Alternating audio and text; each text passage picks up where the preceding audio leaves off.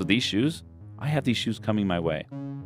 So you've already bought I got these, and I have them coming my way. Why is it in French? I don't know. Oh, here we go. But it's a $9,000 shoe. So when I was telling you that I spent more money on shoes, holy shit, it's because I went and I. Scott, why? Well, are you an addict?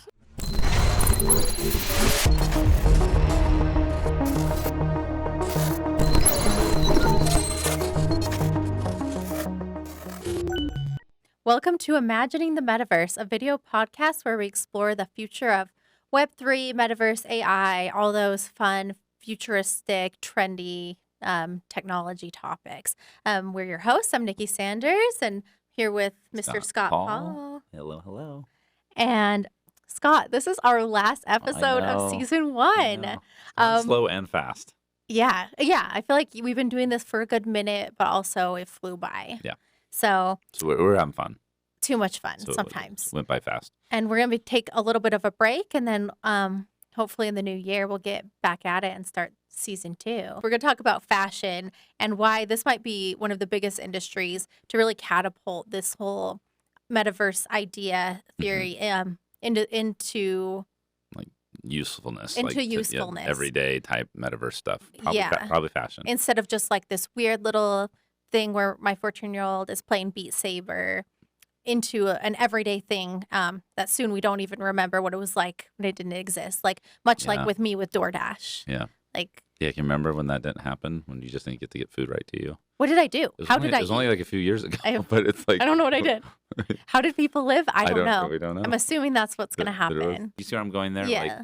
Like I think the metaverse, the ultimate metaverse, is a mixed reality, one where we're not behind the computer or not fully immersed on a heavy headset.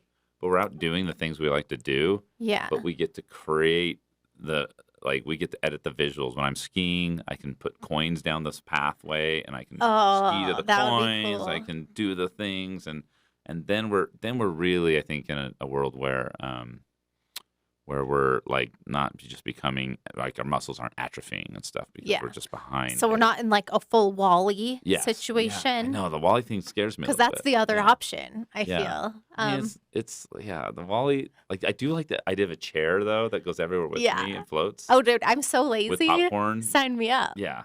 And then you just like choose what color you want your unitard so maybe WALL-E to be. is a good idea actually. I mean, I can't say no to WALL-E yet. Okay. So we have two options. We have like WALL-E, and then we have ski and still use our own legs. Yeah. Maybe there's more than 2 options, but let's just say that for each there's only 2. For me, you want to use your body, or are you going to just give up on your physical body and let us run it? Yeah. Okay, cool. I am 42 years old. I was not known to be fashionable in my younger years. I would go to the local thrift store and put whatever I could on. Fair. Didn't think about clothes. I was looking for utility most of my life. Just like I do not want to think about what I'm putting on in the morning. I don't want to use mental or cognitive load to do that. I don't blame you. My cousin who worked with me for years was always into fashion. His name's Benton Paul. He's actually part of this little thing we're doing right over there. We know and Benton. Hair and everything. He just had it going on. But what happens when I reach about 40 years old is I started finding I met someone who made wigs. Yeah. And I got the ability to edit my physical appearance really quickly with 20 different fun wigs. And it was almost like an avatar. I'm a real life avatar. I can do whatever I want with this bald head. And then what happened next was my friend got me into an NFT project called, at the time it was called CloneX. Okay. And it was these just profile photos made by Artifact. And from that, they started doing all these crazy things. And that's when I started getting my first digital fashion and realizing that's interesting. Yeah, that's where I get into it. It's this whole crypto thing has actually made me kind of like really excited about shoes for the first time ever. Okay.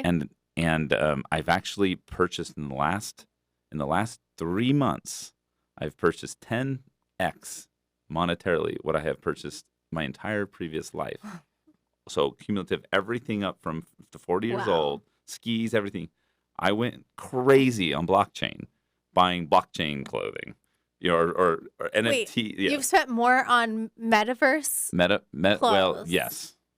Than you have on like physical clothes. But they turned into physical clothes. This is Artifact, and Artifact, or RTFKT, started here in Salt Lake City. That's crazy. Isn't that Like awesome? I've heard of that.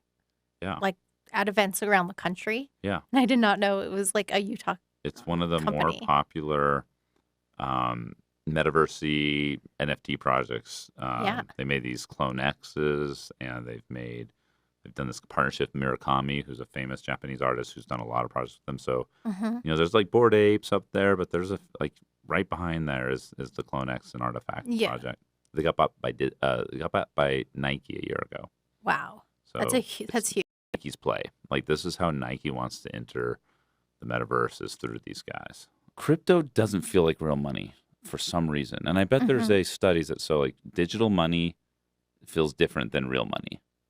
And so I'm a lot more frivolous and free, and I just spend. You don't get that like thought this is money that's leaving my hand. I feel like it's already in the system, and it's like I should just start using it. I don't feel like I feel like I've already put it into this game environment, and so like do the stuff with it, play the game, pay the price inside the game to get the digital game stuff. Even though it's real money, I don't treat it like that. It doesn't have the same feel. No. So this was, my friend bought this for me. The first one, it was called Artifact. This was a gift. Well, he said, Scott, you really want to get into these NFTs. Transfer me 2 ETH. Okay, so you paid for it, but he bought a bunch of these things. He bought these pigeons. He bought these he bought that over there, and these both produced 3 clones. So because I own that, because I own this, I was able to mint these clones. Now I want to show you what the clones are. Clones are these things. This girl guy thing right here. We don't know. So you're buying a sneaker. The sneaker gave me a gift. You get an NFT. Is it an NFT? It's an NFT. Let's actually go up to it and say E. So this is my favorite one. The profile on Twitter is this. Yeah, you love this. It's special. It's got the Murakami flowers. It's got this octopus hat. And at one time, people were trying to buy it from me for over $240,000. Yeah. That was in the height of Chris. And I said, no way. It's going up. Yeah. Well, not only that, that's too special for me. I now have paintings. I have oil paintings that are 5 feet high of this thing. I'm not selling her. My kids love it. No, she may be mine, but I'm passing her down. Is this in your will? It's not yet, because we don't have an on-chain will. But when that comes out, I'm going. That needs to be a thing, Scott. Okay, so let me. So that, and then they keep giving me gifts, like this box from Nike right here that's going to produce something someday. It spins around, and something's going to pop out of it someday. I've got a few of those. Oh, but so those are almost like the access passes, but they haven't been minted yet. They've given to me, and someday they're going to pop out. And like over here is some of my other ones. This is a thing I donated to Ukraine. They gave me this little reminder.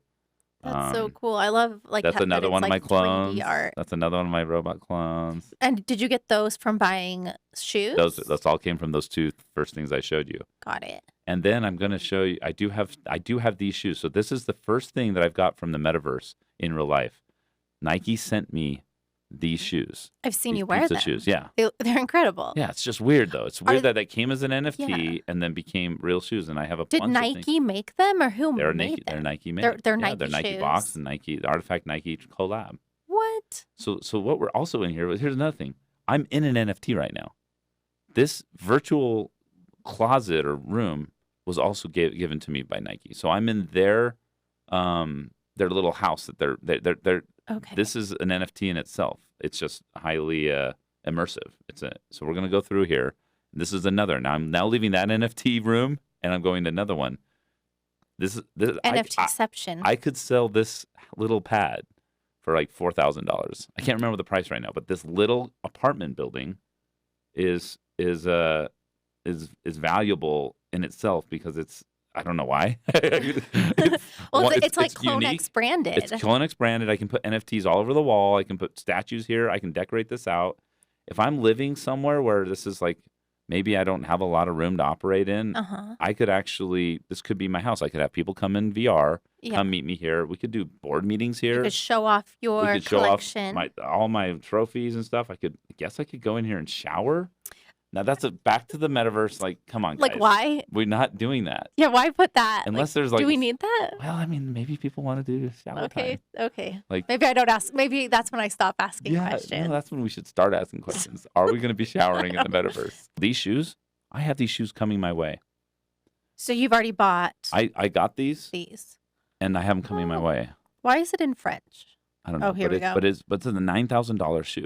So when I was telling you that I've spent more money on shoes, holy shit, it's because I went and I. Scott, why? Well, are you an addict? I'm not an addict. I actually, the person that got me into these for just one ETH at the time, and then I watched it balloon up to what it is, still believes like, Scott, this is Nike making pretty much one of 100 shoe. So and this is Murakami. The rare. This is Murakami DNA. This is the best artist in the world right now. I mean, considered by many to be like the most influential global. They're beautiful. And he's making these shoes, and this is going to be the first kind of shoe to be forged in the metaverse and then go onto people's feet. It's going to be a collectible, and so like we can laugh at this 8,000. It could be 300,000. But yeah, I mean, it's limited. And Nike shoes become collectibles, so that makes sense. And here's their Clone X is fully outfitted, right? This is on OpenSea, so this is what Artifact wants. They think there's a world where we're looking at each other in the real world like this, or in a visual world or a virtual world. So I can go into my apartment and I could see my friends, and they could have their artifacts and have their shoes on and their outfits, or I can go in the real world, play basketball, and take off and have this puffy on. Yeah. And so Nike's kind of the first that's really, really getting into the what do you want to call it? The mixed meta, like real and digital. Yeah. So you buy something like this, you forge it, it comes to your house. Is there anything linking like that physical item? That's what that little NFC tag was. So you so do these that. will all have the NFC tags. The shoes will have that little near-field communication, like whatever that is, that chip that's in the shoe, in the rubber probably. You put your phone on it. Your phone will be authenticated through your wallet, and you'll like pair so you can prove the ownership. And then if you like sell the shoes, you would also transfer the NFT. I think so, yeah. And I think once you make that chain, that like once you've, I don't know if your real shoes get stolen, if it's like, is it like stolen art? Is it like something where it's like hard for them to actually get the resale value of it because you don't have the NFT. Because you don't have the tight NFT. So like these are obviously stolen. I would hope right? so. Right. That would be so cool. And you could like maybe if you could flag them as a stolen item, like a someone beacon, scans them and they're like, oh, like these are stolen. Send the helicopters in. My $40,000 shoes have shown up over in at least you have definitely minimum helicopters or drones. Probably drones in the future, little attack drones. Oh, okay. Artifacts that's have Nike's like Artifacts next project. There's like you swipe that it's stolen and like if it gets scanned somewhere, like the drones, like that should be it. I mean, I think we should have drones for everything actually. Okay. Just anytime I feel like I need to get back at someone or something's stolen, I've lost a kid. I think I need a swarm of drones. Revenge drones. And there should be an app like so. You like DoorDash? Love it. And it's now table stakes. Like there's no world without it. Well, there's a world where you send swarm drones around whatever situation you want. I feel like I could use some of those. Right now, you might need drones. Like you just. Like, I have some people. Yeah, and you're pretty popular around here, so you should probably always have a kind of entourage of drones. Ooh, drone entourage. Yeah. I love that. Not in the car per se, but they go as fast as cars. So could they just follow my car, like hover above it? If you had drones following your car, you might like be the most interesting person in the world. Yeah, that would draw some attention. The fact that Elon isn't being followed by drones Big mistake. He owns is kind of someone's going to flex harder than him or her. Someone's going to have that power. It should be you. I feel like I deserve it. And then you should buy LinkedIn or Twitter and just if I have a drone entourage, you can do whatever you want. I feel like I should run Twitter. People will just do what you say if you have a drone entourage. Yeah, they're like, are they going to say drones following her? Like, I'm not going to say no. I don't know what's in the drones. They're not going to argue. Capable of. Yeah. So what I want from my digital fashion, I want them to be able to like scan me, and I want to be able to like see the clothes on my own self. Yeah, and see if that's 100%. Fit. You'll get scanned one time. Yeah.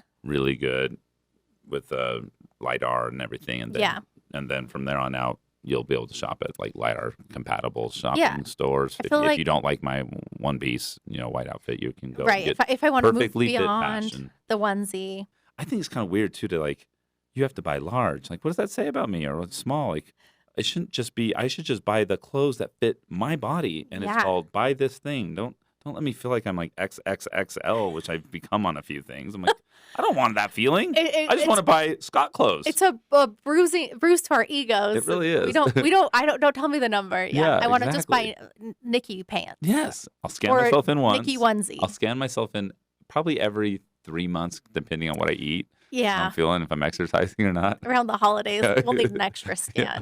Well, Scott, this was our last episode of season 1. Hopefully one of many seasons to come. We want to thank everyone who joined us on this incredible journey. And we want to hear your feedback. So if you have feedback or if you're interested in getting involved by like sponsoring or you have great content ideas, please reach out to us. We have an email called itm@siliconslopes.com. And big shout out again to Silicon Slopes for producing this for us. And we're out. I think that's it. See you guys. That's a wrap. See you next season. Next year, next season. Next year, next season. Yeah. Ciao.